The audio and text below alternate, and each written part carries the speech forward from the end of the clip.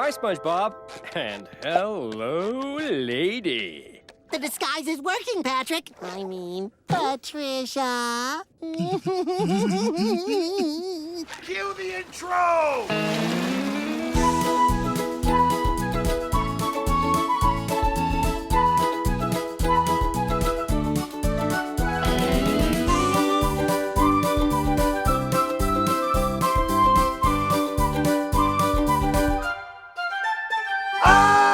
Ahoy, mateys, and welcome aboard to the only podcast that has booked an exclusive interview with Mr. Seaweed Monster Man. I'm ready, a SpongePod Squarecast. I'm your host, Captain Eric, and it's a pleasure to welcome you aboard as we continue our sail through the 4th season of SpongeBob SquarePants. Today's episode is That's No Lady! The second half of the 75th episode of SpongeBob SquarePants first premiered on October 31st, 2006 as a part of the Whale of a Birthday DVD. It would eventually make its U.S. air date on November 25th, 2006. This episode was storyboard directed by Casey Alexander and Chris Mitchell, who wrote this episode alongside Stephen Banks. Our animation director is Andrew Overtomb, our technical director is Vincent Waller, and our supervising producer is Paul Tibbett. Yes. There's no real way to dance around this pit in my stomach that I feel going into this episode, so I'm going to take that pit out right here, live, on the air, and we're going to get it over with. Every single season of this show, I'm Ready, a SpongePod Squarecast, there is always at least one episode before heading into the season that I know I'm going to be a little bit more nervous about. The first season, Help Wanted. Right out of the gate, I had to make that introduction episode just so I could prepare myself a little bit more to make that first episode because of how nervous I was about covering the premiere episode of my favorite show, something so important to me, I'm going to put some extra weight onto that. The second season, the Christmas episode. I love Christmas. I want to make sure I get that right. The third season, honestly, covering the camping episode was a big deal for me. It's my favorite episode, one of my favorites, and I knew it was something going into the third season. Whoa, when we get to that week, it's certainly going to be a tough one. When I come into this season, from the title alone, I was like, you know what? That's going to be a tightrope of an episode to walk.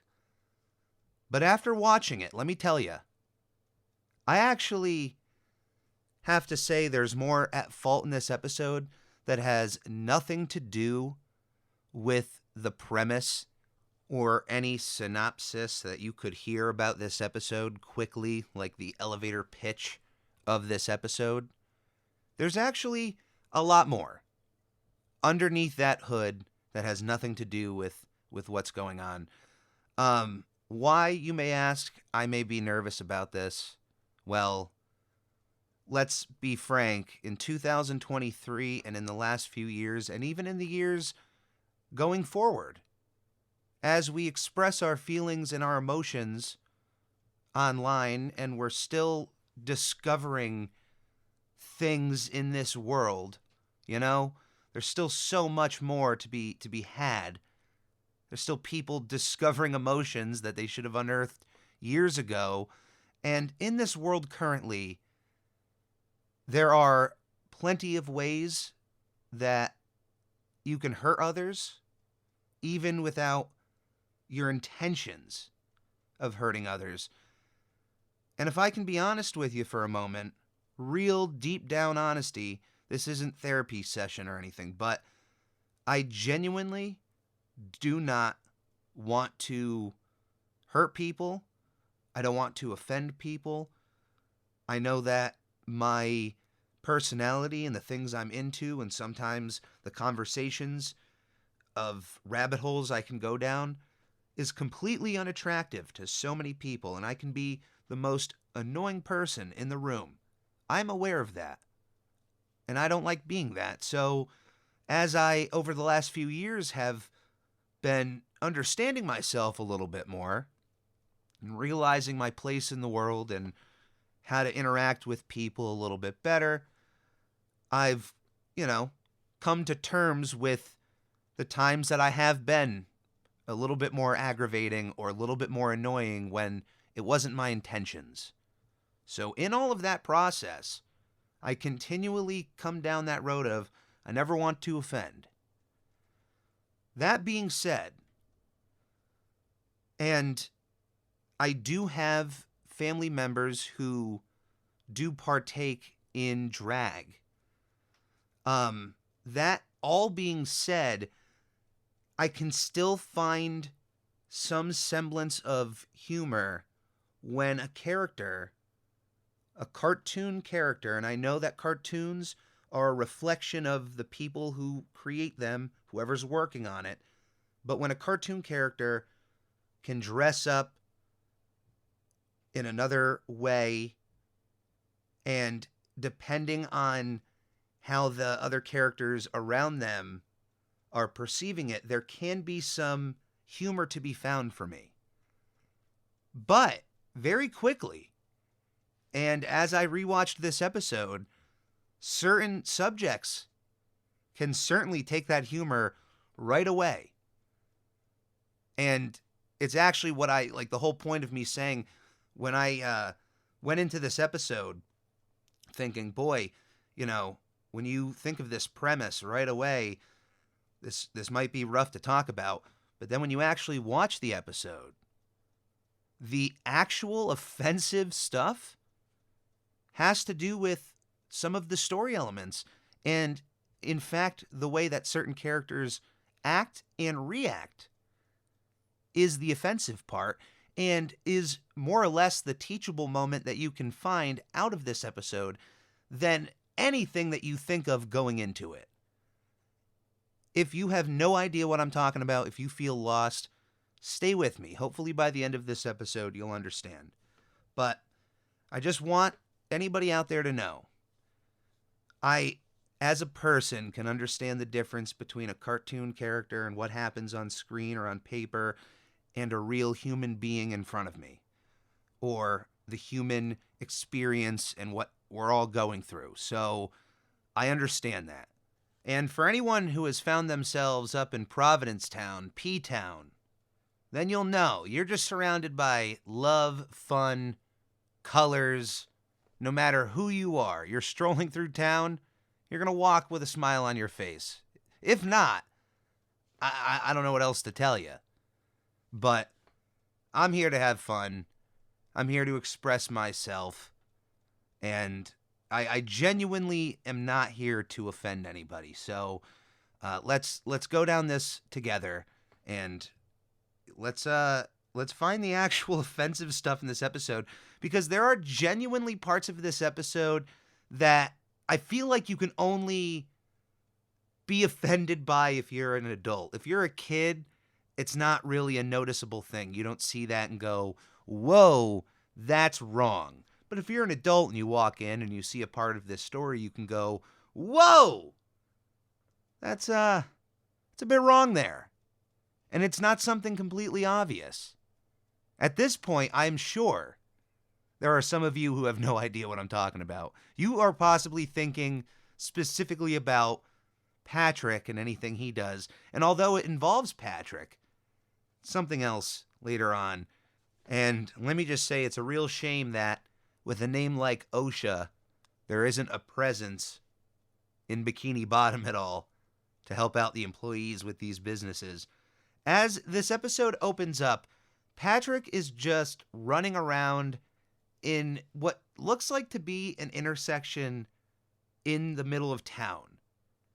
And I guess when you have no job, no real hobbies outside of what you're doing with SpongeBob, we've never really seen Patrick go jellyfishing on his own.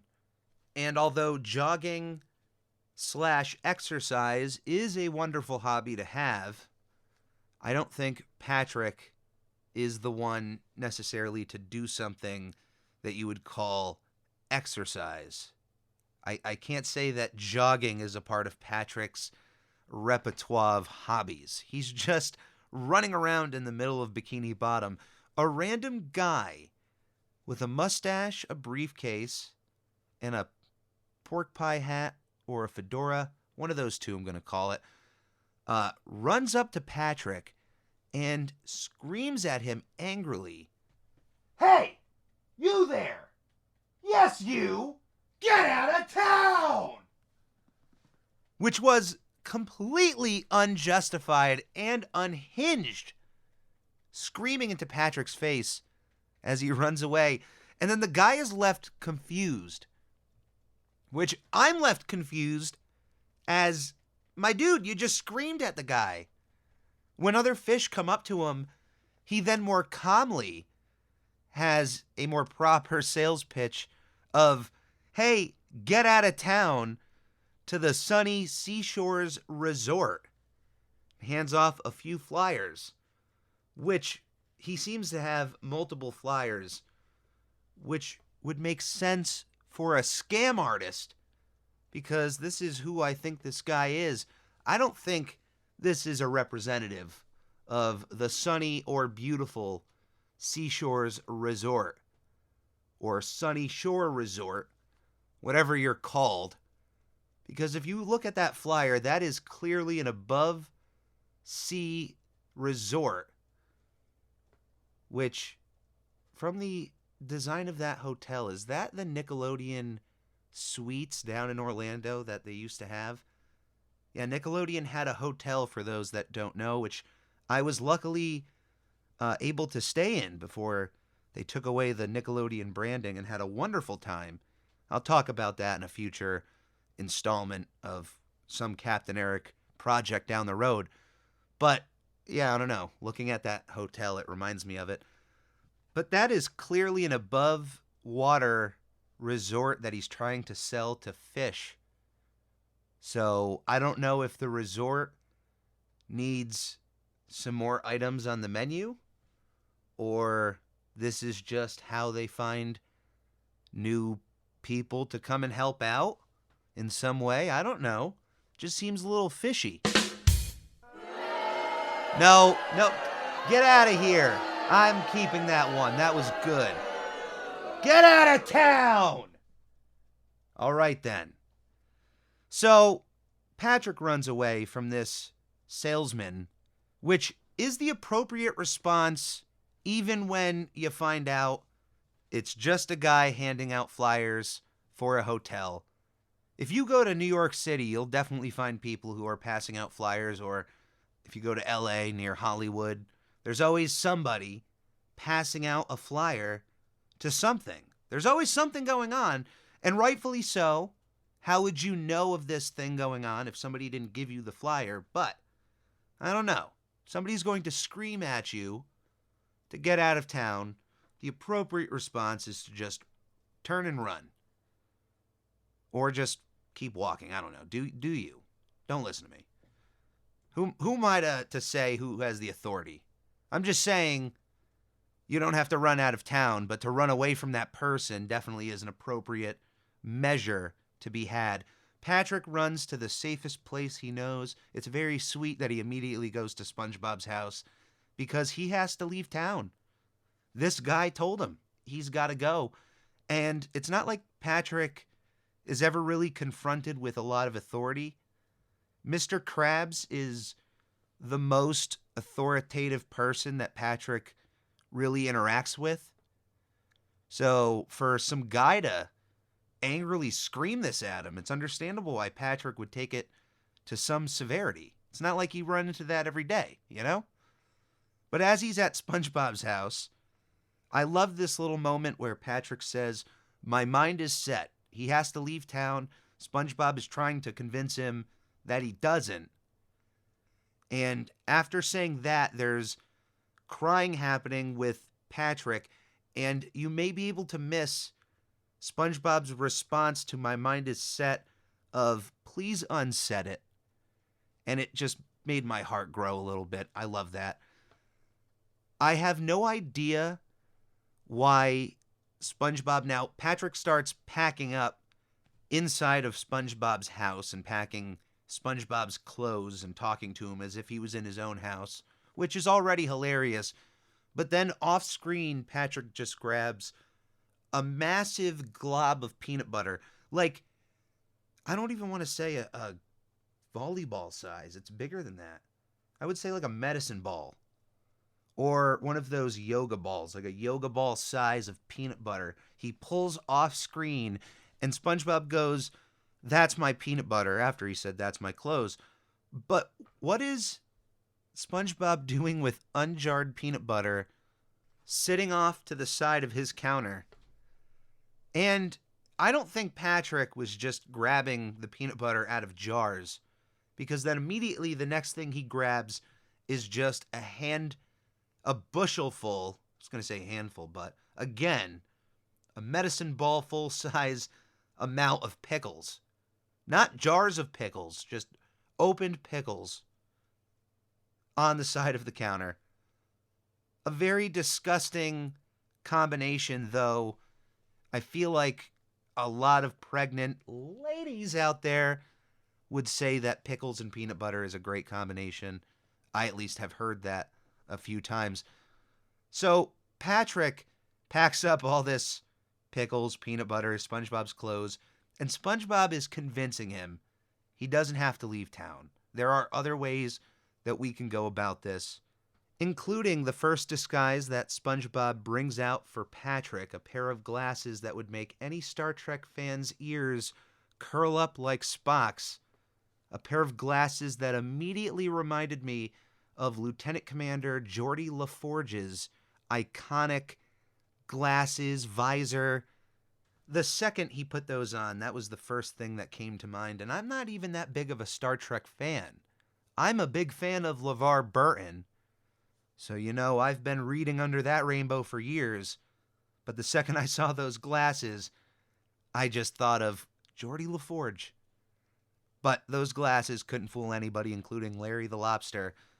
SpongeBob thinks of another disguise, and the second he looks over at the seaweed, I thought he was going to pull out an idea of his old pal Mindy the Mermaid, but you have to remember, at least according to the original creator, Steven Hillenburg, the SpongeBob SquarePants movie ideally takes place all the way at the end of the SpongeBob SquarePants timeline.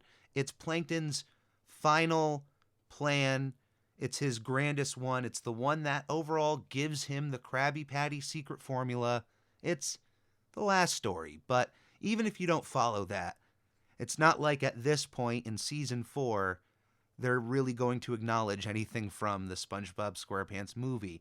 So my expectations were thrown right out the door when a seaweed wig was thrown on Patrick, who immediately took on this new persona of Mr. Seaweed Monster Man, who will live his life happily within Bikini Bottom before SpongeBob reminded Patrick that there is already a Mr. Seaweed Monster Man living within Bikini Bottom, and we get to see an appearance of Mr. Seaweed Monster Man himself, Mr. Monster Man, who I would like to remind everybody that we have an exclusive, never-before-heard interview with Mr. Seaweed Monster Man coming later in this episode. Stay tuned for that.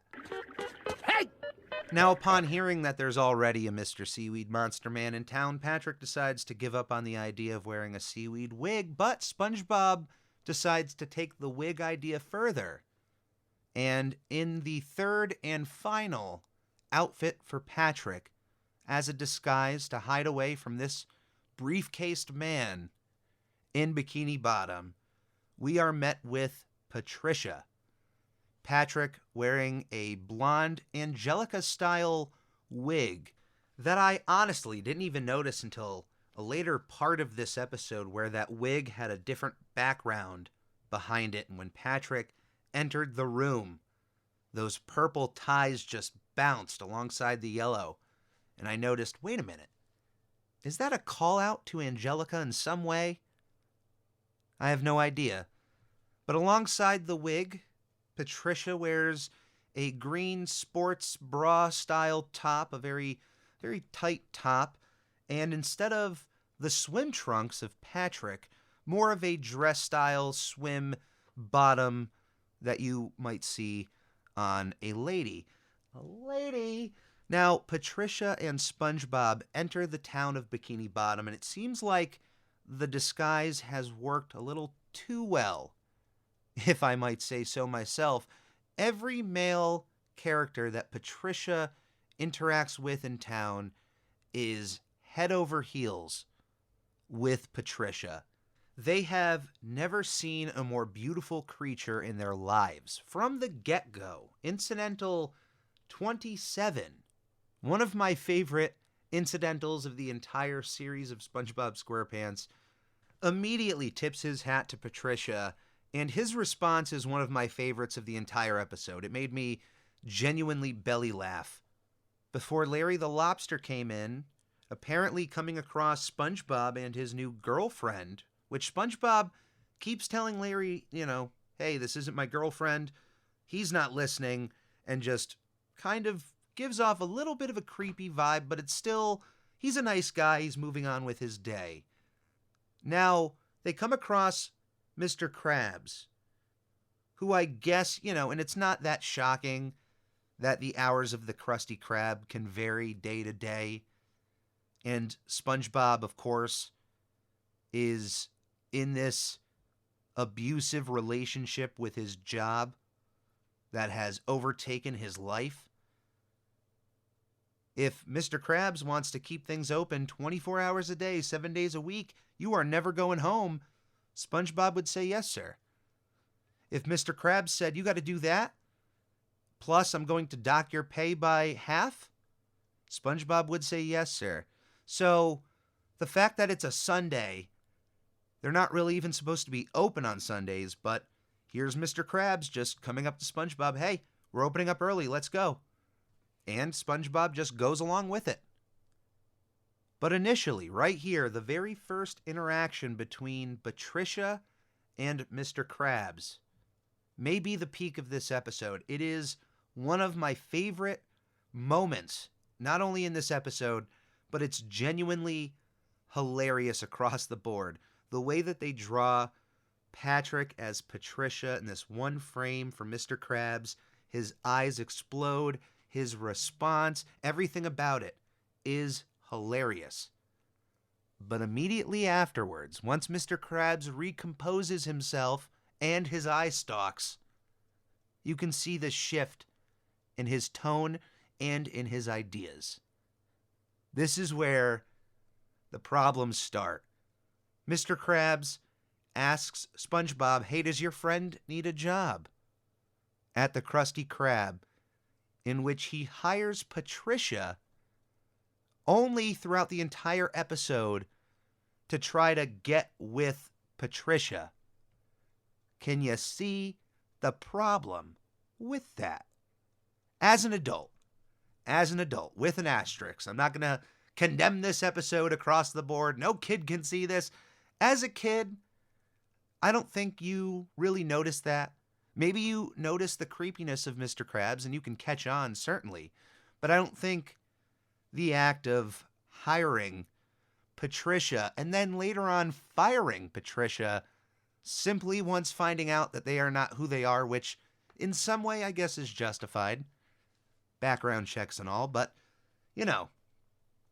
there is nothing professional about Mr. Krabs in this episode. There are plenty of things that Mr. Krabs can be pointed out at for not being as professional as he should be. This one is one of those really egregious episodes. So that whole subplot of Mr. Krabs hiring this female to then just woo her inappropriately on the clock, that's the part that I was like, going into this episode thinking, man, I'm going to have to talk about A, B, and C, but I didn't notice the D right around the corner. I didn't even notice where that pun was going, or what I was trying to say. I was not expecting that. Anyway, as we move on, the initial response of Squidward is genuinely hilarious for me as well. He is not a character that we have seen show his affection or love really at all to any female in Bikini Bottom. He has seen fish, eels, squirrels, pufferfish. Nothing attracts Squidward. He has been in a community with others who look like himself. You'd think that would be the place he would find someone that he's attracted to, but nope. Canned bread. Dancing. Dance recitals. Clarinet recitals. Not really into dating. That's Squidward, and that's okay. He's a bachelor. He's living his life. But it's genuinely hilarious that it's Patrick in a wig that gets Squidward's blood a-pumping. And just to point out, a little bit of trivia here. One of Squidward's responses as he sees Patricia enter the room is Rubenesque, which you may think immediately, well, is he referring to Paul Rubens, Pee Wee Herman?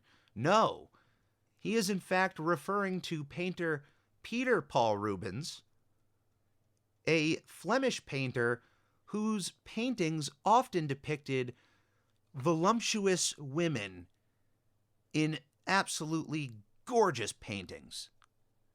So the fact that an artist is going to call someone he's attracted to Rubenesque is a kind of weird but very sweet compliment, I have to say. I don't know. Can somebody tell me, would they actually be flattered by that? But Squidward has to fight alongside Mr. Krabs for the affection of Patricia. The rest of this episode, the B-plot, is now the wooing of Patricia, of Mr. Krabs, and Squidward in different ways. Squidward at first, his first interaction is very sweet. He draws a picture of himself for Patricia. Not the best gift, I'd say, if you're trying to woo someone into a relationship, to give them a self-portrait of yourself. Not the best idea. It can certainly work. I'm not saying it's a fail 100% of the time, but you're better off painting literally anything else, I would say. But Mr. Krabs knows a way to a woman's heart is through her stomach, and offers up some food. It's so creepy. It's so creepy the way he goes about this. He tells Patricia, who is on the clock, working at the Krusty Krab, I have 2 orders for table 7. And Patricia takes the orders over to table 7, where they find Mr. Krabs sitting there, very manipulative in his orders and actions, and also playfully playing off, oh, I can't eat all of that food by myself. Why don't you sit down alongside me? Then we get to another scene with Squidward, which any sort of sweetness I may have felt with him earlier goes right out the window. So far out the window. Oh my God, Squidward. This is, for anybody out there, the severely wrong way in terms of going about flirting or even talking with someone you're interested in. One, if you're at work and they're a coworker, that's already a place you don't want to be in terms of starting any sort of relationship or even showing interest. That's like rule number 1 right here. Number 2, Squidward's physical advances of putting his arm around Patricia, that's all, whoa, red flag, sound the alarm, what is going on here? Yeah. All of a sudden, Squidward is not on the cool end of this episode as he once was. It was really sweet to see his interest, and that sweetness turned very sour, and I want it to go away. As Mr. Krabs and Squidward find out, Patricia's life is very busy outside of the Krusty Krab. She can't go and hang out with anybody on Friday because she's flying submarines with SpongeBob. That is extremely hilarious. Think about that for a second. Flying submarines.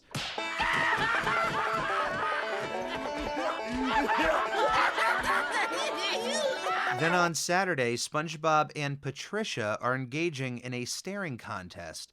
With all of these advances going on, Patrick, we do have one really sweet scene here behind the Krusty Krab in the kitchen, in like the employee area, which immediately turns creepy, but there is a sweet moment where Patrick is reflecting on the fact that Mr. Krabs and Squidward are really being nice to him, and that they may only be showing off this kind of kindness because of the disguise, because of Patricia.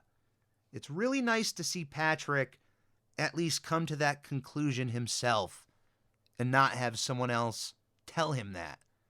But right as he's about to open up the locker, have some alone time, Squidward is stuffed inside of Patricia's locker, which, okay, all right, what is up, Squidward? This is not cool behavior. This is uncool. I can't even believe, this is one of those things that I'm not saying this episode is ruined for me as an adult, but it certainly has an entirely new understanding from me as a fan of this show. I can understand what I was into as a kid, what I found funny, what I thought. But once that genie is opened up, once you're older, you can't put that genie back in. Once you're on the other side of things and you understand how the world works and what's right and what's wrong a little bit more, you know?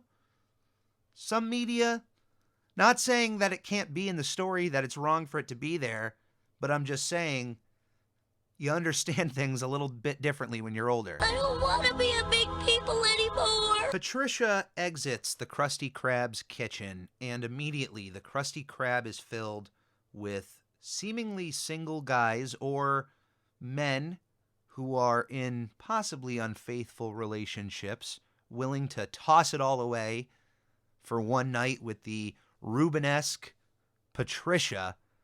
Everybody is ecstatic to see Patricia. Once again, every single guy in Bikini Bottom is head over heels for Patricia. Patricia is ready to just let it all go. Let everybody know that he's Patrick until Get Out of Town walks into the Krusty Krab. Old briefcase man himself comes in, and I have to say, I think this guy has an attitude problem with Starfish. Not only was his pitch to Patrick absolutely inexcusably aggressive, but then the way he treats Patricia. Hey, waitress. Hey. All he knows between these two at this point is that they're Starfish. He doesn't know that he's the same guy until Patricia comes up to the table with SpongeBob. And this man notices something. Wait a minute. You're the guy who ran away from me earlier. And instead of being nice, instead of this character trying to then explain, hey, I was just trying to give you this flyer, is upset. He's peed off and gives attitude to Patrick over the fact that he didn't take this flyer. Just giving me more evidence of this man's attitude problem towards the starfish population. With now this story starting to unfold of Patrick not necessarily needing to be Patricia anymore because of this misunderstanding, decides to unveil to everybody that Patricia is in fact Patrick by just ripping off all of their clothes. A naked Patrick is now standing in front of the Krusty Krab with both Mr. Krabs and Squidward each going through their own mental ideas of what has transpired throughout the day. What have they been thinking and what they're going to be stuck with for the rest of their lives. That's the real internal struggle of us all, is once we see something, experience something, it's like something being on the internet. There's no way of really taking that away. You can bury it. You can certainly try to forget it, but it's somewhere deep down in there. I don't think Mr. Krabs really had a comeuppance as much as Squidward in this episode. Now, Squidward was certainly at a level of creepiness that I would say was rivaling Mr. Krabs's to a certain extent. He was above and beyond inappropriate with his advances. Mr. Krabs, from the get-go, immediately saw someone that he was attracted to and offered them a job, fully knowing his intentions of those advances. But there isn't an OSHA underwater, unfortunately.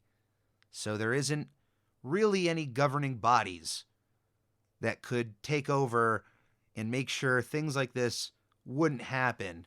Even under the fact that once Mr. Krabs knows that, oh, Patrick isn't a lady, well, then you're fired. Seems very inappropriate. And although many could claim that before this episode even aired, before this episode was even conceived, Mr. Krabs has displayed very inappropriate behavior as a boss, as a person, as a manager, as an owner, of course. But this was certainly a shocking turn. I didn't expect him to be this level of creepy. Squidward, I don't know. There's something inherently that with Squidward, it's not too shocking. The initial appeal of Patricia is shocking, but when you see some of the actions, I don't know, it seems a little in line for how Squidward is as a character. He's very selfish. He doesn't think about others. Mr. Krabs, though, of course, is the most selfish person you can find, but there's a certain level of that boss, employee, I don't like it. Oh, man, I really, really don't like it. And you don't have to like it either. Luckily for us above water, those of us who can attend the Seashores Resort, the sunny seaside resort, whatever it's called, whatever scam place that's called, we can attend that above water. But luckily for us, there are some laws, regulations, boundaries to protect us in the workplace, unlike whatever we see happening underwater. It's unfortunate for those in Bikini Bottom that for the pay they receive or for the harassment that may happen from their employers, that there isn't a real protection for them, but makes you appreciate what we do have a little bit, even though this is a fictional world. But remember, even outside of SpongeBob SquarePants, there are places on this planet right now that unfortunately wouldn't have the same laws, the protections, the regulations that we have here in the United States. So I respect that. I understand that. There's a difference between completely ignoring that fact, moving on with your day, and at least understanding and being empathetic to others and just appreciating what you have for a moment. Everybody is going through a genuine human experience right now. Everybody has their own life that they're going through. They're experiencing things completely differently. The same incident can happen, and you can see wildly different perspectives. It's crazy. But we're all in this together. And I just want each and every one of you to know, whether or not you consider yourself a part of the Ready crew, I genuinely love you. I want you to have a good time on this planet. I want you to have a good time while you're alive. I'm not here to offend.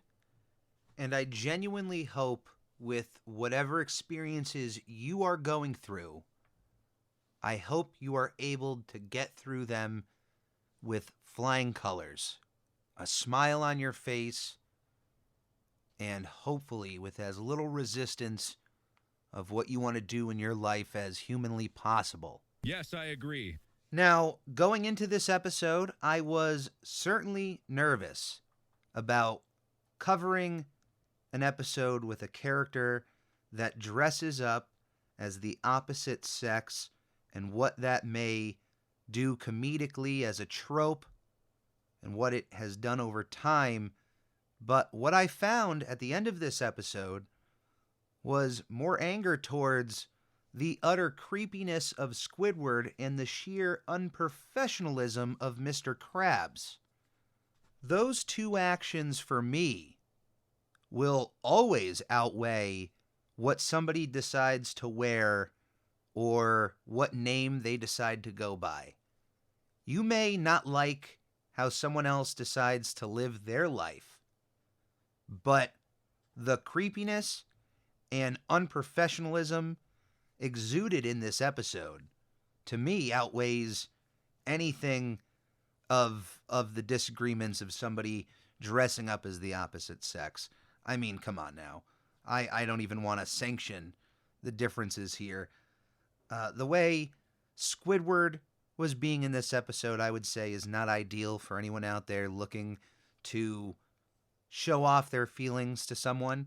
I would say, especially if you work with someone you're attracted to, I would not bring that into the workplace. I would try to keep that outside of work. And if you advance somebody and they turn you away, move on with your life. If they say no or they keep giving reasons as to why they can't hang out, hey, take the flag, take the notice. If somebody wants to hang out with you, they will make the time to hang out with you. If somebody you're interested in keeps mentioning that they're busy at every turn, just move on with your life. And if you're a boss out there, if you're an employer, if you're in the hiring process in any way, shape, or form, I shouldn't be the one to have to tell you that it's wrong to not hire somebody that you simply are hiring with the hopes in advancing some sort of relationship with them. But unfortunately, there are some children out there who are exactly like Tommy and Chucky in that one episode where they're grown up, where they have adult bodies, but their heads are still children. And sometimes adults have to be reminded about what they're not supposed to do. But I don't expect anybody to listen to this podcast and be inspired to stop breaking the law. You know what?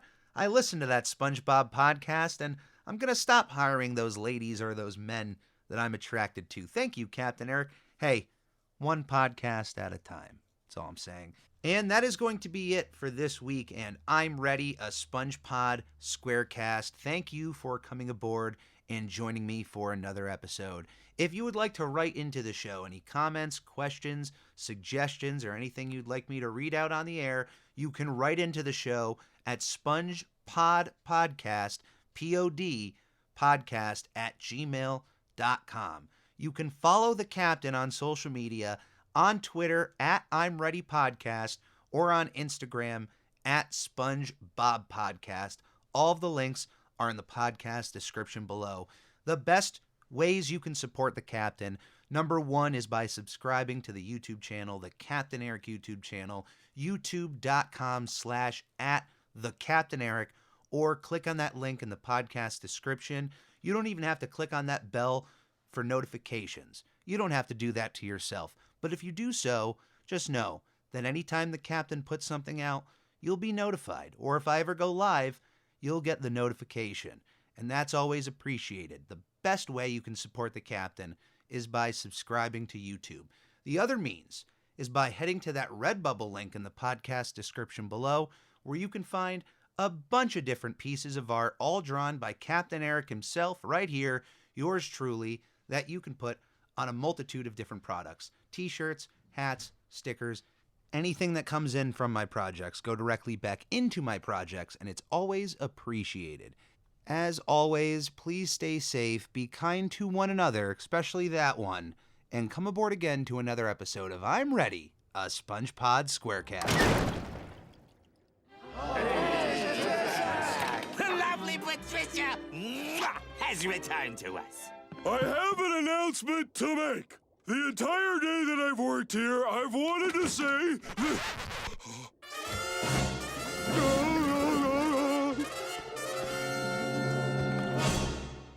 I've wanted to say that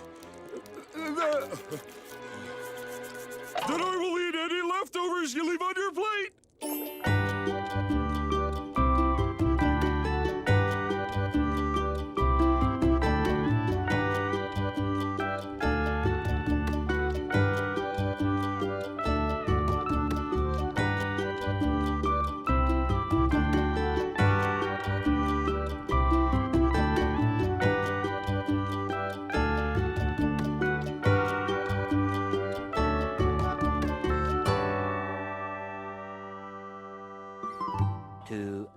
Later. All right, this interview is going nowhere. We've been talking for 2 hours.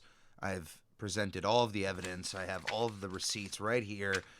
The police have been talking with you for weeks. We know everything except for where you have stashed the bodies. And I have narrowed it down to either the shed, the sinkhole, or that pile of hay in the backyard. So I want you to just be straight out and honest with me where you hid the bodies. Hey!